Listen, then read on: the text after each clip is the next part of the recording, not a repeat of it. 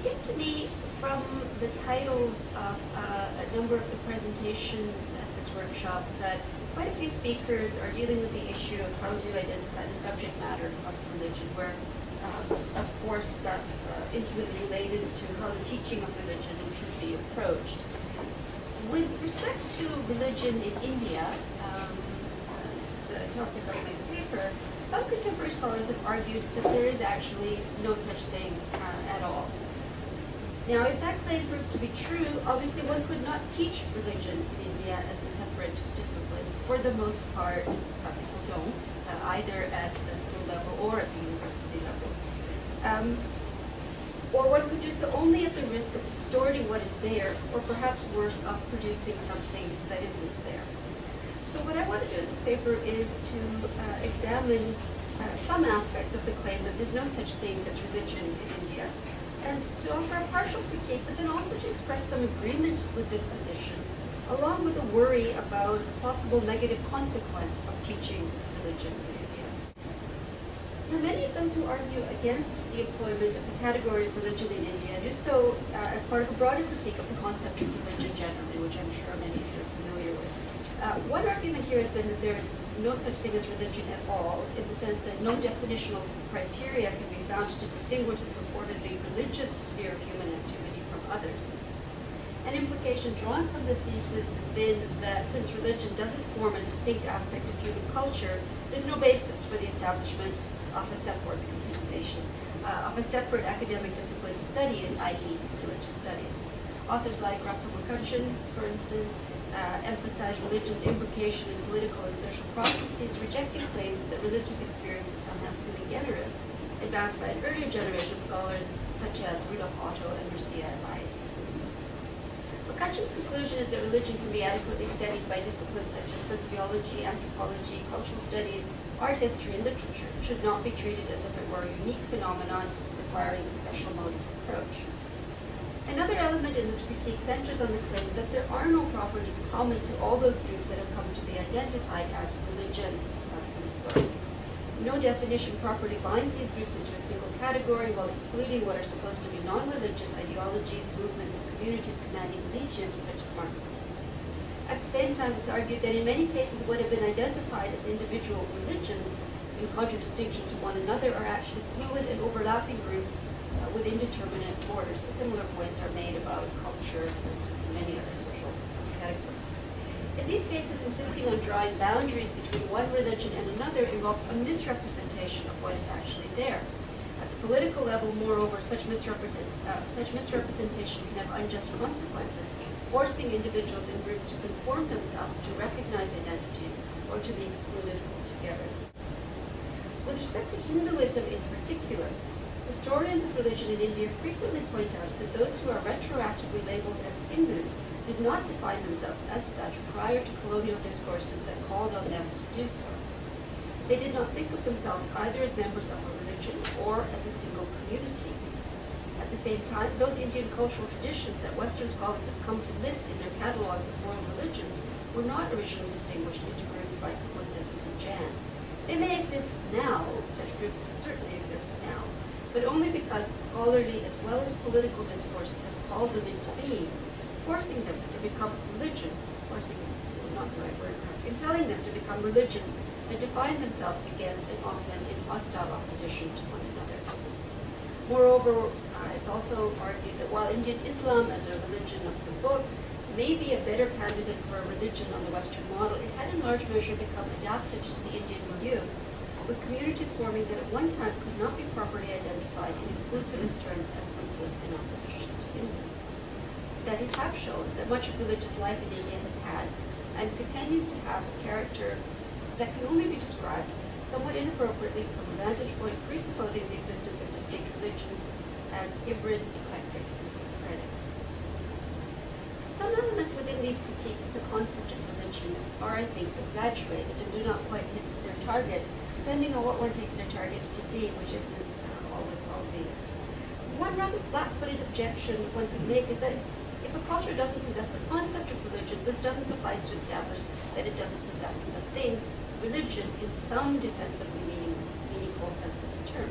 Timothy Fitzgerald asks, Are ghosts, witches, emperors, and ancestors gods? How about film stars? What is the difference between a superhuman being and a superior person? Why should Benares, Mount Fuji, or the Vatican be considered sacred places and not the White House, Koshien Baseball Stadium in Osaka, or the Bastille? Fitzgerald preferred solutions to do away with the religion in religious studies.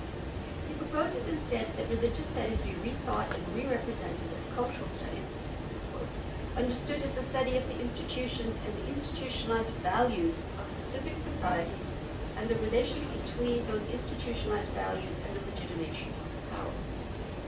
Within this framework, the words sacred and transcendental would refer to, quote, deeply held collective values, provided that there is no attempt to smuggle in some ecumenical assumptions about what can and cannot be sacred and transcendental. The problem is that this way of conceptualizing the proper subject matter of what has been called religion is positively reductive, as it rejects any claim that there is something about religion that cannot be reduced to social values and the institutions which embody and support them. This is evident from a common opposition among authors like, for instance, Fitzgerald, McCutcheon, and Nomley, but there are many others, to the analyses of Otto and Eliade, who saw religion as sui generis, as it was based, in their view, on a special kind of experience that generates ideas of the sacred and the holy. Thus, there's more at stake here than merely a question of semantics. Otherwise, this debate about religious studies wouldn't generate the amount of passion that it does. The issue, it seems to me, is really about the character of religion itself and about whether there's anything in the nature in relation to the divine or the supermundane, as it's sometimes termed, that makes religion irreducible to categories of social analysis that equally well include phenomena with no reference to gods, supernatural beings, or some other non-visible, non-earthly, perceivable dimension of reality.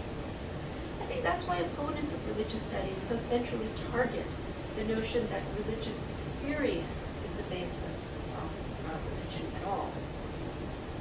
They focus on the modernity of the idea of religion as a matter of private experience and belief, highlighting through historical analysis the fact that religion thus defined cannot be found in pre-modern and many modern non-Western societies.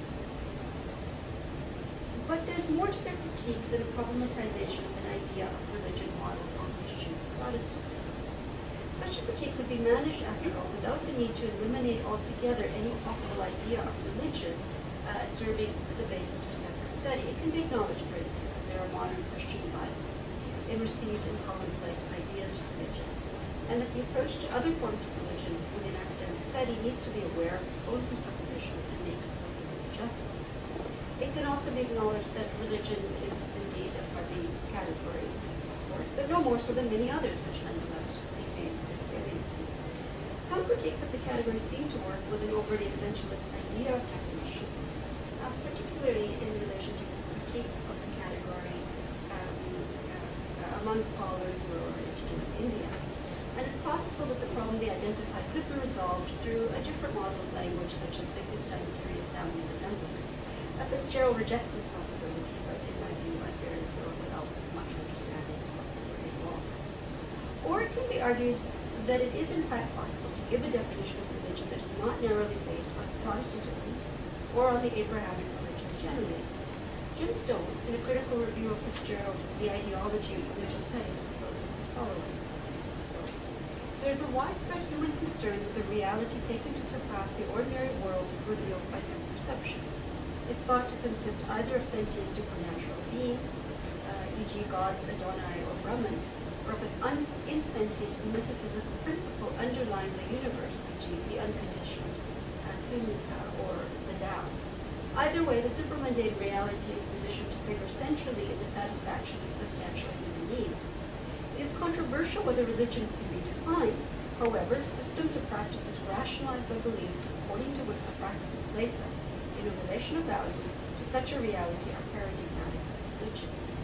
Religions have social and political dimensions, but they should also be studied qua religions as practices, institutions, beliefs, scriptures that flow from this sort of concern.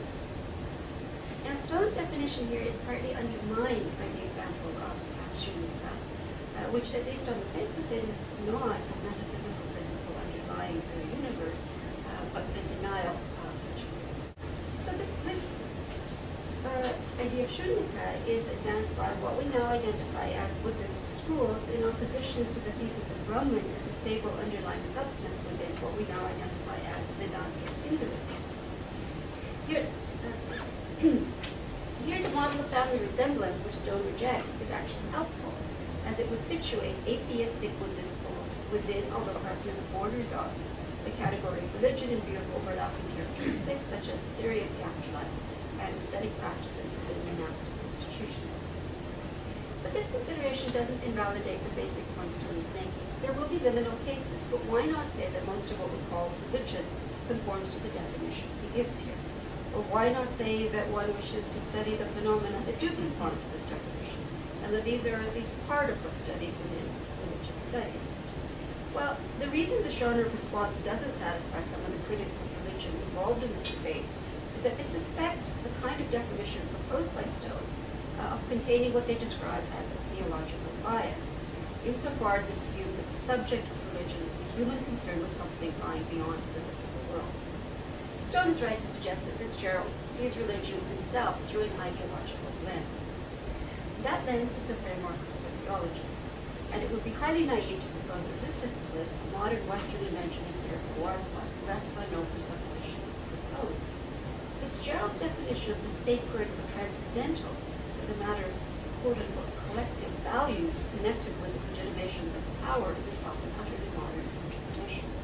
In short, Fitzgerald's view of religion is grounded in a modern Western constellation of ideas that has its own history of metaphysical commitment.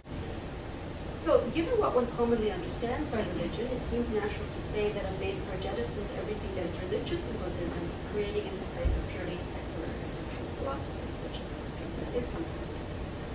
That's precisely the way of analyzing the matter Fitzgerald wants to question, but he does so by holding up the model of a form of religion that was founded by a modern Indian social critic whose own understanding of religion was a product of Western modes of critical analysis.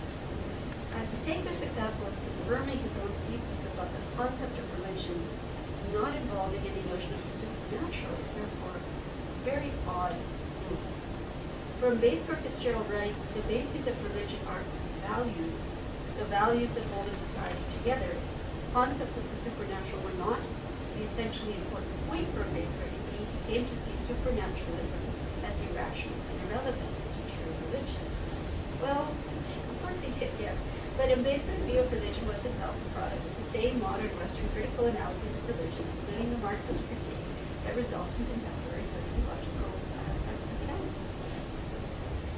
Now, I'm sympathetic to the analysis of caste as a function of class ideology offered by Ambedkar and others, but that's not the point. To present the example of a religion founded on such an analysis as a challenge to the concept of religion in the way Fitzgerald does is problematic, to put it mildly.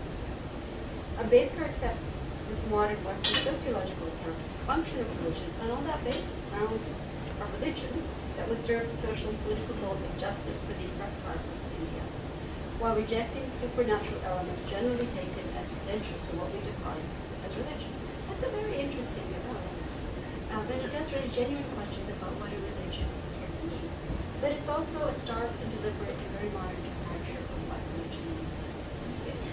There's no reason to think it invalidates the concept of religion as usually involving concern with the reality taken to surpass the ordinary world revealed by sense perception, in Stone's words. That is, after all, why the question of whether Ambedkar and Buddhism is really religion is debated, which it is. It's an unusual case, emerging out of a specific critical engagement with the category of religion. But again, one needs to look carefully at what's at stake, why it matters. If the issue only concerned definition, it wouldn't matter very much. One could, as I suggested earlier, just disaggregate the category for the purposes of study. Those who wish to study and teach theologies, forms of worship, and rites relating to supernatural beings and realms would say that's what they're doing, and those who wish to study a category of phenomena conforming to Fitzgerald's or some other definition, and no reference to the supernatural, could say they're doing that.